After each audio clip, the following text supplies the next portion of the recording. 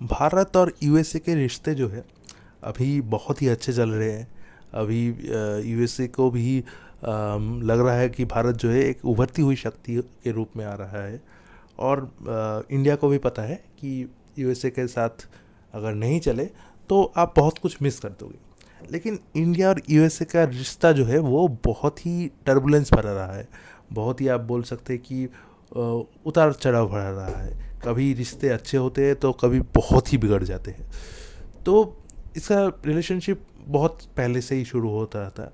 जब यूएसए को मतलब इंडिपेंडेंस मिली थी ब्रिटेन से 1767-65 ऐसी बात 1760 ना 1777 1776 यहाँ तक मिली थी यूएसए को। तो तभी जो था ब्रिटिश ईस्ट इंडिया कंपनी ने पलासी का युद्ध लड़ा और धीरे धीरे करके वो पूरी भारत में जो है ठौस जमा रहा था। और तभी जो है ब्रिटिश यूनाइटेड स्टेट्स को भी धीरे धीरे स्वाधीनता मिल रही थी, इंडिपेंडेंस मिल रही थी ब्रिटेन से। तो एक तरफ एक कंट्रीज बन रहा था, एक कंट्री बहुत बड़ा बन रहा था, और एक कंट्री गुलामी से आज़ाद हो रहा था, और एक तरफ एक कंट्री जो है गुलामी की जंजीरों में जकड़ रहा था। फिर आ जाते हैं 19वीं सेंचुरी के आखिर में। तब धीरे धीरे करके यूएस और इंडिया के रिलेशनशिप मजबूत बनना शुरू हुए, क्योंकि यहाँ के जो आप बोल सकते हैं इंडिपेंडेंस स्वाधीनता संग्रामी है, वो लोग यूएस में जाकर उन्होंने गदर पार्टी की सूचना की। वहाँ पर उन्होंने लेख लिखा, वहाँ पर वो वर्जीनिया यूनिवर्सिटी में पढ़ाने भी जाते थे, और भी कई सारी चीज़ों से उन्होंने वहाँ पर ही अपना जो बोल सकते हैं अपना एक परमानेंट रेसिडेंट वहाँ पर ही बना लिया यूएसए में। क्योंकि यहाँ की पुलिस जो थी वो उनको अरेस्ट करने के लिए हमेशा ही तत्पर रहती थी। हालांकि यूएसए में जाकर बहुत उनको अच्छा ट्रीटमेंट मिला है ऐसा भी नहीं है, क्योंकि वहाँ पर भी बहुत रेसिज्म चल रहा था। वहाँ पर भी बहुत आप बोल सकते कि मतलब काले घोड़े का फ़र्क हो रहा था। तो ये भी एक चीज़ था वहाँ पर। लेकिन हालांकि एक फ्रीडम थी, क्योंकि यूएसए तब तक हर वक्त एक चीज़ बोलता था कि फ्रीडम, हम जो है लिबर्टी के पक्षधर है, जहाँ पर भी लिबर्टी मिले हम उसके साथ हैं। तो ये एक था। इंडिया को जब मतलब ब्रिटिश राज जब पैरों तले रौन रही थी, असहयोग आंदोलन हो रहा था, क्विट इंडिया मूवमेंट हो रहा था, सेकेंड वर्ल्ड हो रहा था, तब जो है हमेशा ही यूएस जो था वो इंडिया के इंडिपेंडेंस की बात करता था। अब जब इंडिया इंडिपेंडेंस हुआ 1947 को, तब दो कंट्रीज बने, एक पाकिस्तान और एक इंडिया। पाकिस्तान ने समझ लिया था कि वर्ल्ड जो है अभी यूएसए के अराउंड ही रिवॉल्व करेगी, तो उन्होंने पूरी तरह से यूएसए के गोदी में जाकर बैठ गए। पाकिस्तान के बोल सकते हैं आयूब खान, जो पहले मार्शल लॉ लगाए थे, पहले मिलिट्री शासन का उन्होंने किया था, पहला कू किया था उन्होंने, वो यूएसए को मदद के लिए बोल रहे थे कि आप अगर चाहते हैं कि यहाँ पर इस खित्ते में, मतलब साउथ ईस्ट एशिया या एशिया का जो पार्ट है वहाँ पर, अगर आप अपनी बेस बनाना चाहते थे, अगर आप अपनी मिलिट्री को बढ़ाना चाहते हैं, तो हम जो है आपको बेस प्रोवाइड करेंगे, हम जो है आपको मदद प्रोवाइड करेंगे, बदले में आपको हमारी आर्थिक सहायता करनी पड़ेगी। और यूएसए को लगने लगा कि तब जो है सोवियत यूनियन का दौर चल रहा था, बहुत सारे कम्युनिस्ट कंट्रीज़ बन रहे थे, तो यूएसए को लगने लगा कि एक तरह से अगर कम्युनिस्ट ब्लॉक से बचाना है, कम्युनिस्ट सुनामी से बचाना है, रेड वेव जिसको कहते थे, उससे बचाना है अगर दुनिया को, तो जितना मदद हो सके, जितना फ्रेंडली अलायंस हो सके, उतना बना लो एक दूसरे के साथ। तो उन्होंने वही किया, फ्रेंडली अलायंस बनाना धीरे धीरे स्टार्ट कर लिया। पाकिस्तान ने पहली पेशकश की, और तो पाकिस्तान को बहुत सारा पैसा मिला, उन्होंने यूएस ने बेस भी बनाए, और जो कि यूएसएसआर के साथ बहुत ही क्लोज था पाकिस्तान की प्रॉक्सिमिटी, मतलब पाकिस्तान जो था तब के सोवियत से बहुत ही क्लोज था, क्योंकि तब जो है कजाकिस्तान, तजिकिस्तान, तुर्कमेनिस्तान, ये जो स्थान कंट्रीज जो थे तब सोवियत यूनियन का हिस्सा थे। तो पाकिस्तान को बहुत पैसा भी मिला, पाकिस्तान को बहुत कुछ भी मिला। इंडिया ने न्यूट्रल रहने का सोचा। इंडिया ने सोचा कि नहीं, हम जो है हम न्यूट्रल रहेंगे, हम यूएसए से मदद लेंगे।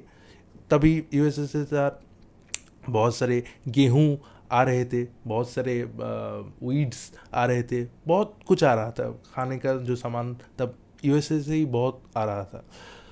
तो उन्होंने सोचा, नेहरू तब के पीएम थे इंडिया के, उन्होंने सोचा कि अगर हम यूएसए के साथ अभी चले गए तो बाद में बहुत मुश्किल होगी। बाद में इसलिए मुश्किल होगी कि हम अगर यूएसए के साथ अभी चले गए तो बाद में हर चीज़ हमको यूएसए के परमिशन से ही करना पड़ेगा।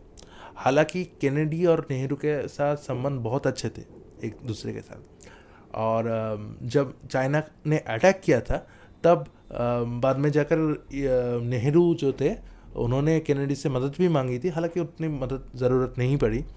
और एक टाइम तक केनेडी और नेहरू जो थे इतने क्लोज आ चुके थे कि भारत में उन्होंने पेशकश भी की थी उनको कि आप परमानेंट मेंबर हो जाओ यूएन का, और आप न्यूक्लियर हथियार ले लो। हालांकि लोग ये कहते हैं कि नेहरू पे आरोप लगाते हैं कि नेहरू जो थे वो चाहते थे कि उनको नोबेल प्राइज़ मिले, इसलिए उन्होंने इस प्रपोजल को रिजेक्ट कर दिया। कितना सच है कितना झूठ है मुझे नहीं पता इस बात में, पर हाँ उन्होंने रिजेक्ट ज़रूर किया था। किस लिए किया था उसका मुझे उतना पता नहीं, पर रिजेक्ट किया था। अब पाकिस्तान तो एकदम उन्होंने गोद में बैठ लिया एकदम यूएसए का, तो मिलिटरी बहुत स्ट्रांग होता गया पाकिस्तान। एक टाइम पे इंडिया की जीडीपी से बहुत ज़्यादा जीडीपी पाकिस्तान का था। फिर उन्होंने गलती की, फिर उन्होंने उनका जो कश्मीर वाला राग है वो उन्होंने आलापना शुरू कर दिया और उन्होंने कश्मीर के ऊपर अटैक कर दिया। तब नेहरू जो एक टाइम पे इंडिया के लीडर थे, एक टाइम पे जब इंडिया की हालत बहुत ही परेशान कर देने वाली थी, वहाँ से उनको निकाला इंडिया को और एक बहुत ऊंचाई तक ले गए। उन्होंने नॉन अलाइड मूवमेंट किया, ना तो हम यूएसए के साथ है ना तो हम सोवियत के साथ है। तो उनकी मौत हो चुकी थी। तब Lal Bahadur Shastri president prime minister बने और छोटे से थे, कदकाठी छोटा था। तो पाकिस्तान के जो अयूब खान थे उनका हाइट बहुत था उनको लगा कि ये दुबला पतला आदमी कुछ नहीं कर पाएगा, भारत को हम यूं ही हरा देंगे। और उसके साथ यूएसए का बैक भी था। यूएसए जो था उनका पैटर्न्स टैंक जो कि मतलब तब के सबसे आधुनिकतम टैंक्स में से गिने जाते थे, वो उनके पास थे। उनके पास मैप्स अच्छे थे, उनके पास हथियार अच्छे थे, सब कुछ अच्छा था। हालांकि हमने बहुत अच्छी जंग लड़ी और पाकिस्तान ने जितना इलाका कब्जा है उसका करीबन 3 गुना हमने कब्जा लिया था। लाहौर तक हम पहुंच गए थे, हालांकि तब जंगबंदी की घोषणा कर दी थी। तब यूएसए के साथ रिश्ते धीरे धीरे मतलब इंडिया के डाउनफॉल जाने लगे। इसके बाद सबसे ख़राब दौर आया था जब निक्सन प्रेसिडेंट बने थे यूएसए के, और हमारे यहाँ इंदिरा गांधी थी और उनके यहाँ विदेश मंत्री जो थे हेनरी किसिंजर थे। Henry Kissinger by the way आज भी जीवित है। तब 1971 का वॉर हुआ, वियतनाम वॉर में बिजी था यूएस, इसलिए पाकिस्तान की डायरेक्ट मदद नहीं कर पाए। फिर भी 7th फ्लीट जो था उन्होंने हिंद महासागर की ओर भेजना शुरू कर दिया था। तब यूएसए के साथ बहुत ही ख़राब रिलेशन थे। इंडिया के ऊपर एम्बार्गो लगा रहे थे। यहाँ से सऊदी का जहाज़ भी धीरे धीरे इंडिया की तरफ आ रहा था। हालांकि अटैक करने आ रहा था या नहीं उसका कुछ उतना पता नहीं है, पर डॉक्यूमेंट से यही साबित हो रहा है कि सऊदी के जो नेवल शिप्स थे वो आ रहे थे इंडिया की तरफ। तो एक टाइम तक यूएसए के साथ बहुत ही मतलब ख़राब सिचुएशन हो रही थी। उसके बाद कार्टर प्रेसिडेंट बने, यहाँ पर राजीव गांधी आए, उनके साथ बहुत ही अच्छा बोल सकते मतलब फ्रेंडशिप भरा रिश्ता था।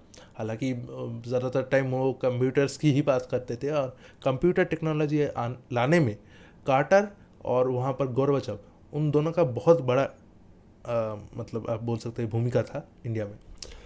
तो उसके बाद धीरे धीरे करके इंडिया के साथ रिश्ते धीरे धीरे करके यूएसए के साथ सुधर रहे थे।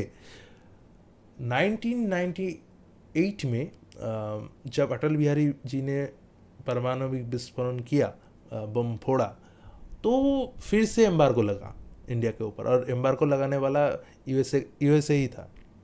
हालांकि उसके बाद पाकिस्तान में भी वही किया, लेकिन उतना उसके ऊपर एम्बार्गो नहीं लगा जितना इंडिया के ऊपर लगा था। फिर फिनेंशियल क्राइसिस आया था उसके पहले ही, वहाँ पर भी थोड़ा बहुत यूएसए का लोन और मदद मिला था। चीज़ें चेंज हुई 2000 होने के बाद, मतलब 21st सेंचुरी में।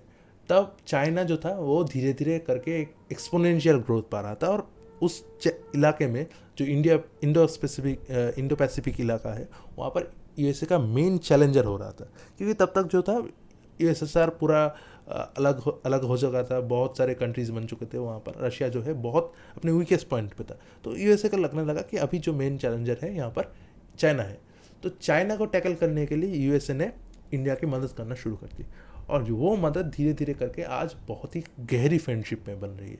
आज रशिया को शायद पछाड़कर यूएसए सबसे बड़ा आर्म्स एक्सपोर्टर बन चुका है इंडिया का, और हमारा बिजनेस बहुत ही अच्छा चल रहा है। हम मतलब बिलियंस ऑफ डॉलर्स में हम पाकिस्तान के जीडीपी के बराबर हम डॉलर्स में ट्रेड करते हैं यूएसए के साथ। तो एक बहुत ही अच्छा रिलेशनशिप है, लेकिन अभी पता नहीं कितने दिन चलेगा, क्योंकि अगर एक टाइम पे अगर चाइना वाला थ्रेट ख़त्म हो गया तो फिर से यूएसए को मतलब पाकिस्तान जैसा हाल हमारा ना हो, ऐसा ही मेरा मानना है। तो देखते हैं कि ये कितना चलता है, हालांकि देखते हैं। तो आज के लिए इतना ही, ये इंडिया यूएसए रिलेशनशिप में ये इतना ही मुझे पता था। तो अगर आपको पसंद आया हो तो प्लीज़ लाइक शेयर सब्सक्राइब कीजिए, और कमेंट में लिखिए कि नेक्स्ट कौन सा आप चाहते हैं टॉपिक सुनना। Thank you.